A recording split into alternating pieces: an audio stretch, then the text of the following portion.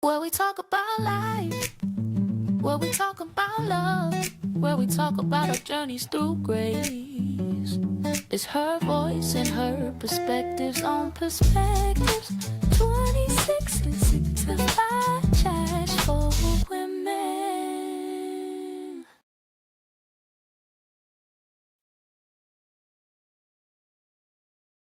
Welcome, ladies. Oh my goodness. So I'm looking at you guys in these beautiful colors. They are pretty.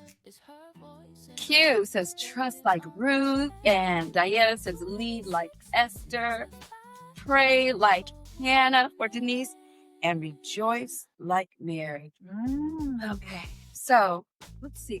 We're going to start off with the topic of these are. All right, I'm going to start with Diana because she's the biblical scholar of the head. I just actually heard a teaching on Esther, and they were just talking about her preparation, how so much intentional preparation went into an opportunity. So she prepared over a period of time for a specific appointed opportunity. So through her preparation, she had favor in the time of opportunity, and it brought forth deliverance. It shows us the value of preparing, even when we may feel like things are tedious or why is it not happening yet. There's value in the preparation, because when the opportunity comes, then you're ready. You can advance. Right. I have a friend that always said about the 3 P's. One was prepared. What's the other one? You brought it up. Prepared. So, and the reason why he brought it up because I was always late. I guess in the past was I.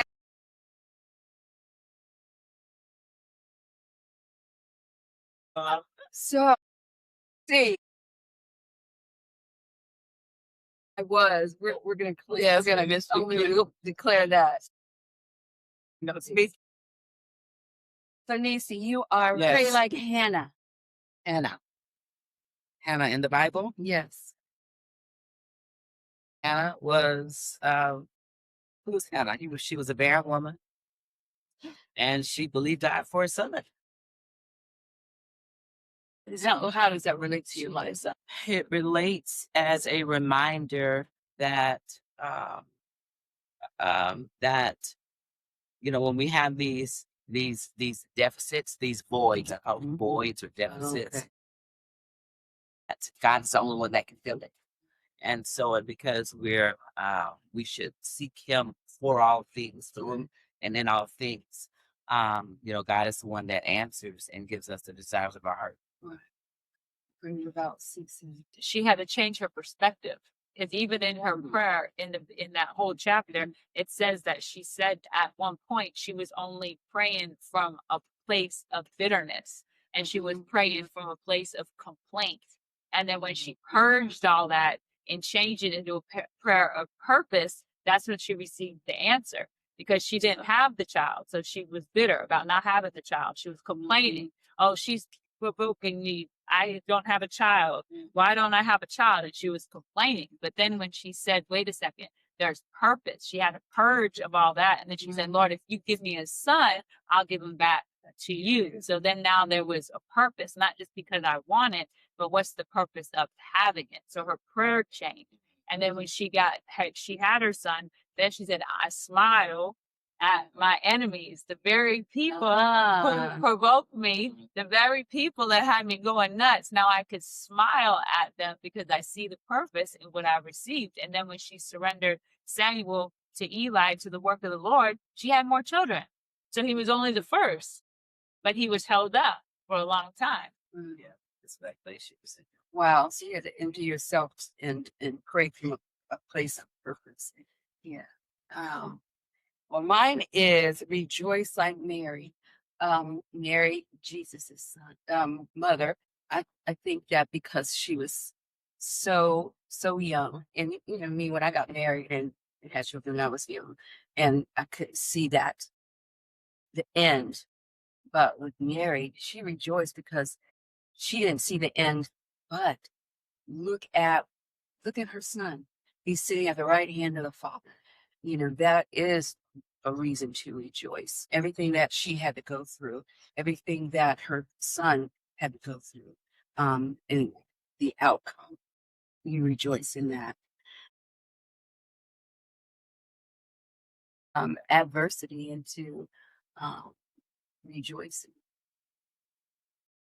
Q is trust. I have to help Kim out. You say she has a Boaz. That's about all. That's all I know. You have your Boaz. Yeah, Boaz hers. Yeah, and you had to go through some things to get your Boaz.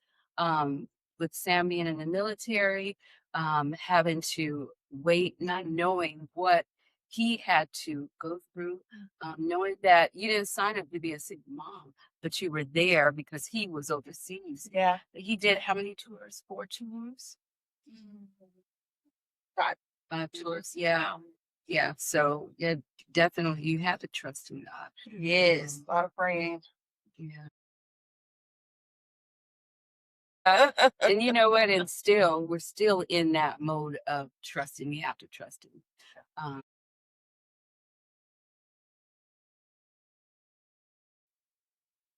Oh my. Absolutely. So I have, this is advice time. All right. So this is just advice time. You will. All right. So your mate is not where you are or where they need to be. Do you drag them along or do you cut them loose? Fix them or cut them loose? In what way are we speaking? Well, they're not where you are. Financially, Financially, spiritually, all the things. all of the above. Do you cut them off or do you? You got depths in every area. We're giving advice. It's our perspective for someone Okay. that may be dealing with. Well, you That- really, You don't pick somebody that pick one Jefferson. Okay, pick one of them. Said I was about to say, but we need to talk to her. but you don't really know where somebody's at until a demand comes on them. Because a lot of times people have, gifts in reserve. And they're not really, they don't have the opportunity because a lot of times, as women, sometimes we're doing the mostest. Yeah. We're not giving away. We're not yielding for them to do anything. Right. But when they have opportunity when something happens, then you really be like, oh, you guys already Right. Gifts on reserve. Yeah, it's on reserve. Potential, I don't know. I mean, potential is only going to take you so far. I don't know if I gifts on reserve. I haven't met that person. I don't know. Depends on where, like how bad. I mean, on how long. How bad you want that? Know how bad it is. That's the situation is. Yeah, and the depth of the relationship. Like you Yeah. said, mate. If they're just like a boyfriend, Mm. if you can't stand them while you're dating them, you ain't gonna stand them while you're married. So Don't fool yourself. I know it's hard because some people say be with a person for financial gain. Oh, that's Some people, yeah, it is, but it runs rampant through our society. And then some people say be with a person because of their heart.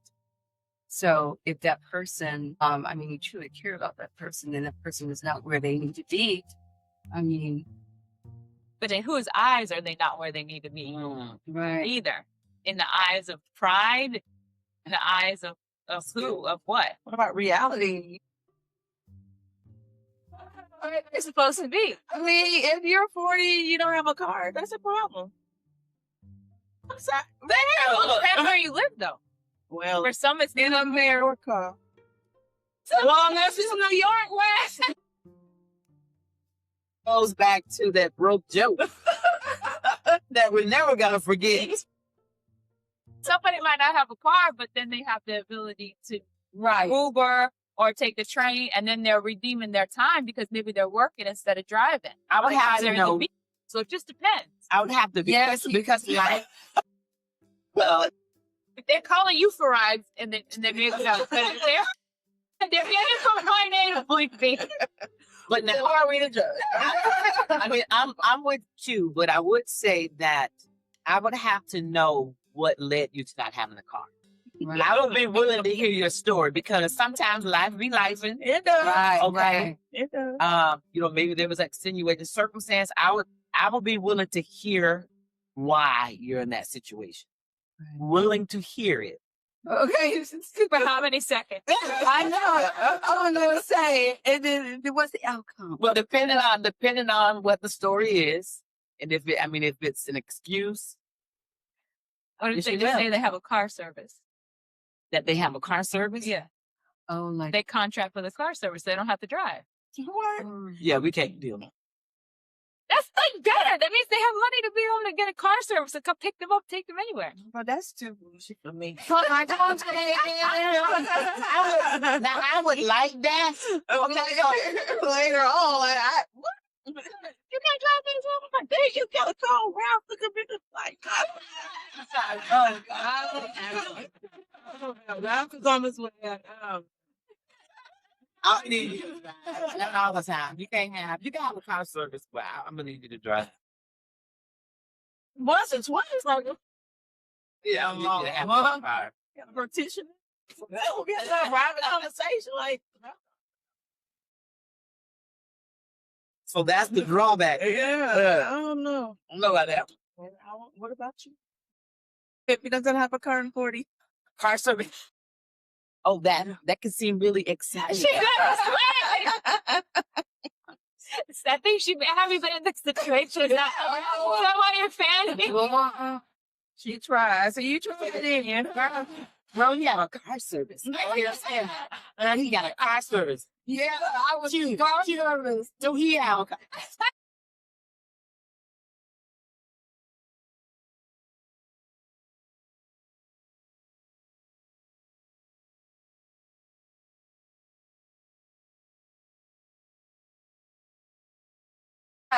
He has a car service.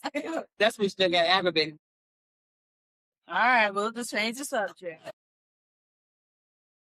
Oh my God. Okay. Next. So listen to this. So this lady, she got on social media and she said that while she's single and she has these opportunities to date, she said date them all. She said she had one for a provider. She says he takes care of me and he is, and but he's just not, good with conversation. Then she had one that was good with conversation. And then she had one that took care of the other aspects. So there were 4 different ones, but they provided 4 different things that she needed.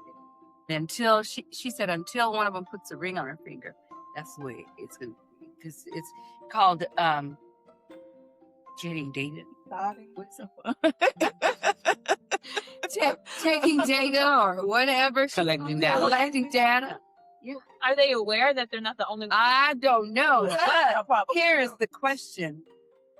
Do you date them all while you are single, or is it one fella at a time? Well, that doesn't sound like dating what she's doing. If one's paying her bills, one she's sleeping with, that doesn't sound just like dating, like just going out to mingle. She's taking more from them than Girl. I'm gonna need some married questions up in here. Hey, you want to the single though? So what's the question again? So for that single person, does she date one person? No, or is she dating? I don't think she dates 4, but I think 2 is reasonable if there's no commitment. But they should know. I think they should know. She should be up front. Should be full disclosure. I don't know. If we're not in an exclusive relationship, then whatever, I can tell you what I'm doing. You tell me what you do. Right.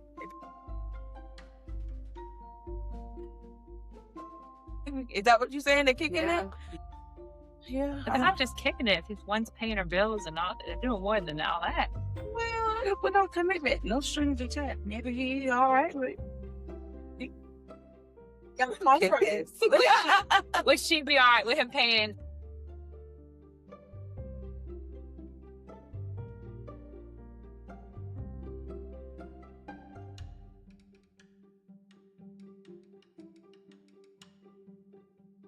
It sounds very street. Lots of juggles. Yes. Yeah, a Sounds lot. Not to me. Sounds stressful. It sounds what?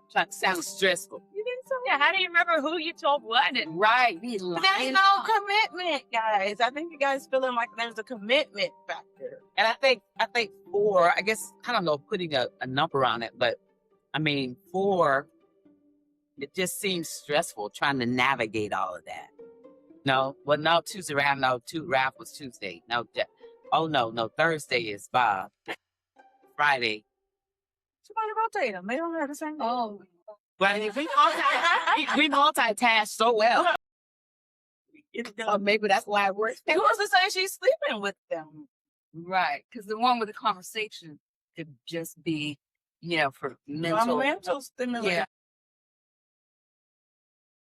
I don't think sleeping with 4 men is ever the right thing to do. Ever, But but you. I don't think she's probably not sleeping with all of them. I know, she probably got the main one. Yeah, Oh, that's Johnny. Johnny. That's probably Gary with a deep voice. I have a quote. Just tell me your perspective of this quote. It says, taking on responsibility that respectively belongs to someone else means having irresponsibility towards yourself. Read it again. Taking on responsibility that objectively or respectively belongs to someone else means having irresponsibility toward yourself. So, I agree. what's your perspective of that? Yes, yourself. Well, I mean, you're being an enabler, and your actions are not responsible actions because you're not giving them or basically setting a standard for the other person to be responsible.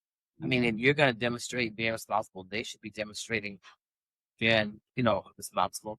I see it as trying to do everything. And so I used to be like that. I remember trying to prepare for a 6th grade graduation, and I would delegate mediocre tasks and I'd take on the bigger tasks. Why? Because I didn't want someone to mess them up, So, but after doing that, the 6th grade graduation, preparing everything for so many years, and when I finally relinquished and allowed others to do more than just those mediocre tasks, that's when I could breathe, and then it was actually better. Delegate more. Yeah. What do you feel, y'all? Well, it depends on who it is. I think of Malcolm, my son, when he said that because he's done a lot of irresponsible things, but as a mother, I can't see him fall on his face Right. until here recently. I had to let that go and let him be responsible. And that was tough. Right. That was really, really, really tough. We were enablers in a way. Yeah. But we try to do structure within being an enabler. If that makes Yeah. sense. Like, Yeah, makes a lot of sense. you please do something, but you come back here. Mhm. But I had to finally say, Let's cut those cords. Yeah. Yeah. let's figure it out. Right. Right. I feel better now. Yeah. Well, And that's as a parent because you have to. It's like you're being confident that you're giving them the tools Yeah. and Mhm. everything. It gets to a point to where you realize, like you're saying, if you don't cut the cord, this is just going to be a continuation. I Yeah, got you on that one. my one friend said, you trust God with your life, but you don't trust God with your son. And that stung. That might be true. Not that I didn't trust him, but I'm like, well, Mhm. I trust you, but I Yeah. trust you, but I had to let the butt go. Yeah. That way. I got you. Mhm. What's your perspective? Well, sometimes we take not so much of other people's stuff, then we don't have time to do our own stuff. But we're supposed to be doing because we're doing what other people are supposed to be doing instead of what we're supposed to be doing. And we're doing a lot of good stuff, but we're not doing what's right for us to make forward progress in our purpose. Burnout. Burnout. That's, yeah. You got it at least right now. So, how well do we know ourselves? Amy. So, at this point, this juncture of my life, I have learned that, and I knew at a younger age, it was detected that I had ADHD, but there was not a term for it back then. They would just say, "Oh, she's bad. She's bad." That's how you go. Yeah. But as I got older, I learned to take the fact that I was ADHD, because they say that people that have ADHD can multitask. Sometimes they don't finish each one of those tasks, but they can multitask. And I think that's why I can do so many different things. But now that I am older, it is harder. Having to write down things, having to set timers, alarms, so many things to manage my life. Have you guys noticed anything about yourselves as you've gotten older? You might want to disclose maybe for someone to use. Good, bad, or indifferent. Any. I learned the value of no, I can't. Like, I can't say yes to everything. I can't be everywhere. I used to say, say yes, yes, yes, and then I'm burned out. Like, Right. I'm exhausted. I'm tired. Now I'm like, I'm sorry, I can't. No, I'm sorry, I can't. And I don't have any guilt about it. I get to have guilt. Like, but I just can't. Yeah. Right. So you've learned to Say actually no. say no. Right. Without guilt. Right. I've done that too, because you take on something by saying yes, but then you get mad. Yeah. Because that person. No, yeah, you like You said yes. Yeah. Yeah. Gift of no. And getting older, you just realize time is shorter. So the stuff that we put off or the stuff that we think is going to last forever, then we realize, wait, this door may close. So just to be more intentional with time. Right. Yeah. Yeah. What about you? I think that was kind of a combination of both, really sensitive to time. And just reminding myself, time is the one thing you can't get back. I have that like on repeat. Time is the one thing you can't get back. Right. So I need to maximize the time that I have. And then as far as, saying no, it's being like the 911 of the whole entire family, right? Right. How I got that. Always see it. By responding. Exactly. It's like, and it's been interesting dealing with the backlash of the no. Oh, yeah. That'll teach you a lot. Yes, I mean, just just really having to just stay in a place of just kind of guarding your heart, because when you say no to certain things, the fallout is attitude. How you gonna beat me at that? I was really interested. Wow. Okay. So yeah. So, Diana, you're here. Oh my gosh, we get one. So, this is the thing. What could you offer someone that is wanting to be married? That's one question, and then another question would be, what is one thing going into marriage that those hills, those battles? Sometimes you have to, I guess, deal with a battle. Or what is the saying? Choose your battle. Choose your battle. Yeah. So what is the battle that you would choose? And then what's the first question was, what is something that you can give someone that's wanting to be married? Make sure that God ordained it. not Say that. you or them, Jesus. but that God ordained it, because you have to be more committed to the marriage than the person. Because feelings change. Feelings change from day to day, from moment to moment. So you have to be committed more to the marriage than to the person. So then you have a united front together, God, and then God, He's the glue, the covenant partner, the third cord that holds it together. And you got to marry somebody that fears God. Because if they don't fear God, then they don't care about what you say. So good. Yes. So you want to make sure that they have a reverence for God, that they're concerned about serving God. Not that they're super religious, but just that they have a heart toward God. Huge difference. Yeah. Q, what you got? What you got for us? Oh no, like see what she did to us? Because I can ask a marriage question. I would say choose the person that you like, not necessarily that you love. Because love's gonna come, but you have to like the person that you're around. Right. Friends. Right. Of course, God's gonna be first. But Right. you have to friend. So you have to establish that friendship Have first. a friendship. Right. Because you might not, I love her, they could choose. Right. Do you think you have to have someone that is just like you? No, absolutely not. Because if there was another me, I've been gone. I think we have to have some common. Exactly like I would have been gone.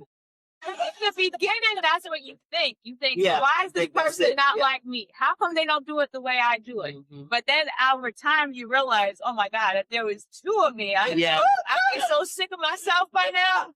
I ain't sick of myself. You have to be totally transparent. That's good though. That's good. So what's the choose your battle? Well, there's really no battle, right? You can't put it as it's a battle. Right, I don't. Yeah, this is something that. The toilet seat up. No. Who cares? Not closing it. Oh, so those are mediocre. Yeah, I don't care. Yeah, those are mediocre. Those are just annoyances. Snoring. Snoring? Go to the other room. Wait, Barbara, we both know each other. I'm watching the show. It's a tablet. Hey. It's too power.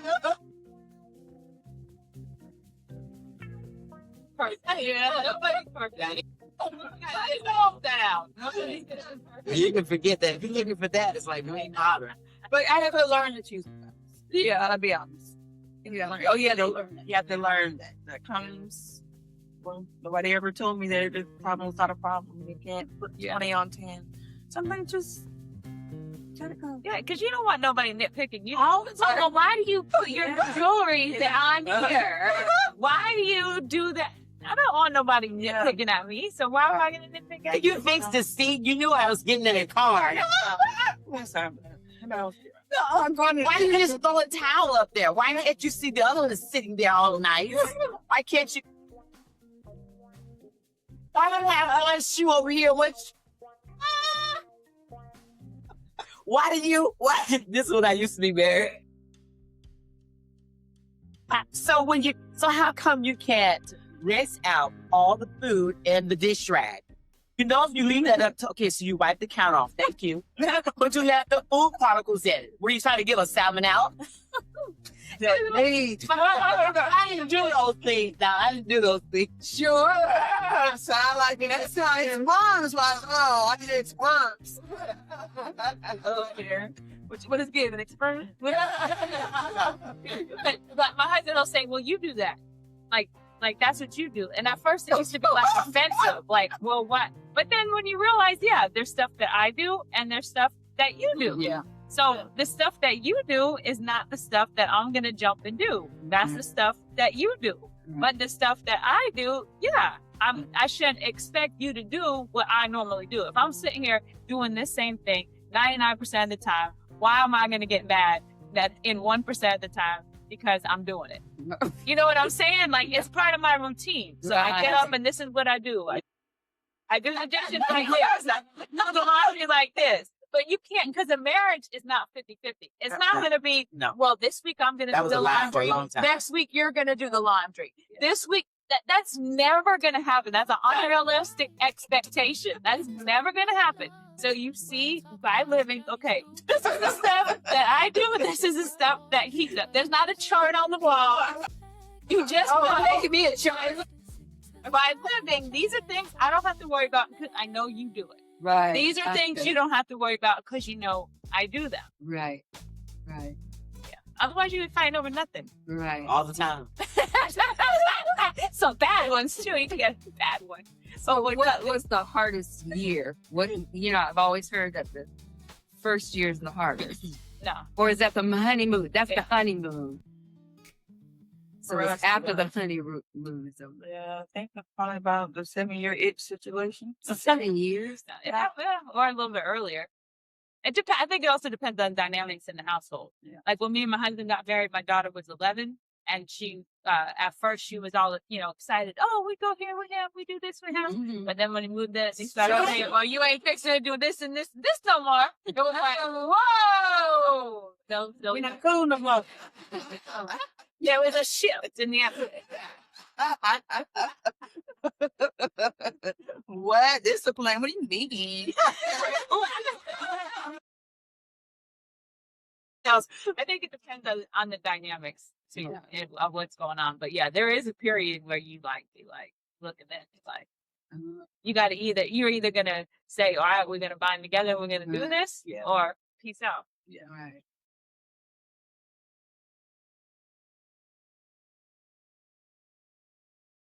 Yeah, I can know. Yeah, but you have to really decide, those what's coming across as little annoyances. Can you overcome? Yeah. Are they worth it? You kind of have to start asking yourself that question. Is it that big of a deal? Yeah, You know? is it really that annoying? If there's 10 Right. people in here, are all 10 gonna say that's the worst thing ever, or like Right. 5 people gonna be like, well, that's kind of annoying, and then 5 people don't even care. So you just gotta change your perspective. Right. Now, do you dress your husband? What? He'll ask me what's my opinion. He'll pick it out, and I'm like, change this or change that, but I don't. No, my husband matches better than me. What? He does himself. He irons his clothes. Okay. I don't iron. My mom always told me, put it in the dryer and get it out. So I don't iron. He irons everything. If Joy needs something to iron, I say, give it to Daddy. He irons. Like, that's what he does. That's what he does. He does. It's his job. He said, You know, I won't That's why I fail. work. Like, you make a scene pulling down the iron. That's what he does. Right. Yeah, I'm gonna be dressing mine. Yeah. Oh, well, then if they have no style, and no style, then you have to. I don't think so. And that's okay to be silly the way you want to. and as long as he's okay with it. Okay, be okay with it. Jerry, Where you going? Oh, we can't do But that. If we weren't going together, Oh, we fine. my Mike would still would be good. You with me? Remember Victor and I used to match every. Oh, that's so. But he had style. What? He did. You went 50 minutes. Yes. All right. So, as we end, I just want to give our ladies something to Yeah. toil with, or something. So I just want to leave our ladies with something they can use.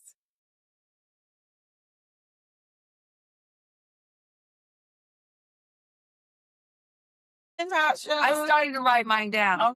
That's a part of my ADHD. Write it down. Stop playing with it. Stop playing with it. That's mine. Don't claim stuff. I like that one. Yep. Don't claim stuff. Claim it. Don't be so quick to claim stuff. It just does something to me when I hear people say, and because my diabetes and Yeah. my this and my no, don't claim stuff. Yeah. And a lot of times people are more quick to say my when it's something bad. Good. They don't say my health, my prosperity, my peace. Exactly. They'll be looking for that stuff. How do I get some big exactly? Exactly.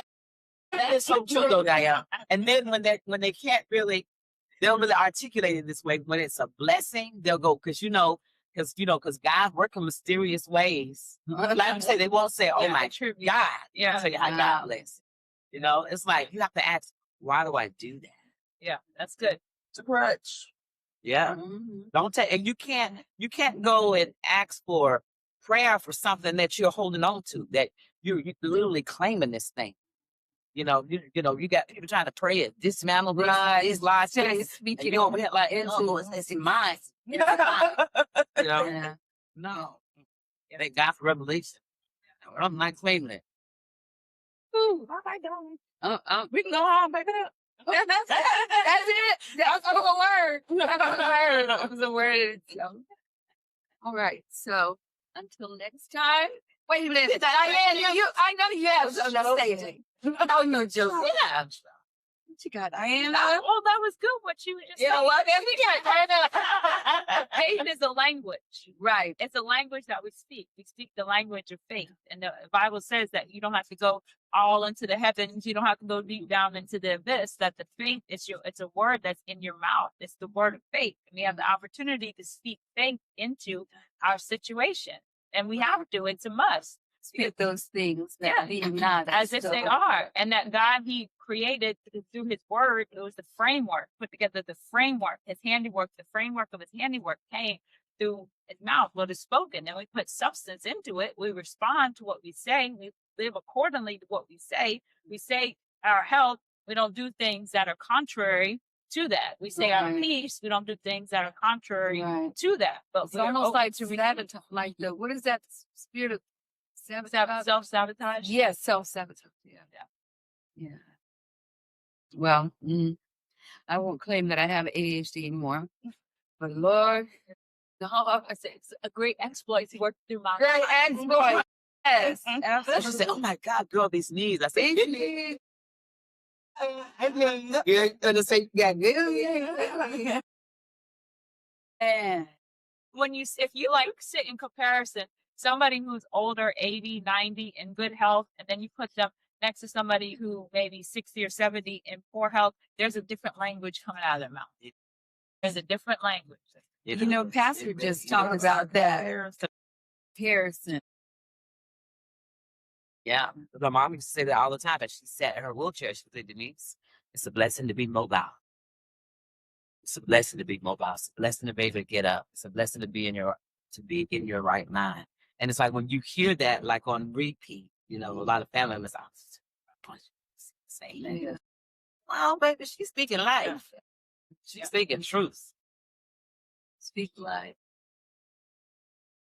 Keep the faith. Trust like Ruth. Feed like Esther. Rejoice like Mary. And pray like Hannah.